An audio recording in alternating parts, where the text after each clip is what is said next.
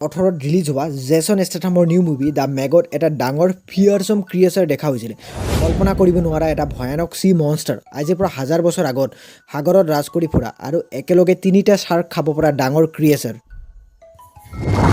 বহুতে কয় up to 60 fit লৈকে লং আছিলে আৰু ওয়েট 50 টনছ লৈকে আছিলে কিছুমানে কয় আজিলৈকে ডিস্কভাৰ হোৱা সবতকে ডাঙৰ ক্ৰিয়েচাৰ কিছুমানে কয় জিআই থাকিবলৈ ৱেলছ ডলফিনছ টাৰ্টলছ আদিক মাৰি খাইছিলে এই ভয়ানক সি মনষ্টাৰটোৰ নাম আছিলে মেগলাডন সবতকে ইন্টাৰেষ্টিং কথা এইটো আছিলে যে মেগলাডন মিন বিগ টুথ সাধাৰণ দাঁততকে 18 সেন্টিমিটাৰ লং আছিলে ইহঁতৰ ইয়াৰ কাৰণে মেগলাডন বুলি জনা যায় আৰু এইবোৰৰ কথা শুনি কিছু ডিভাইড হোৱা দেখা গৈছিলে কি এতিয়া এনেকা বিগ জায়ান্ট শাৰ্ক থকা পসিবল হয় নেকি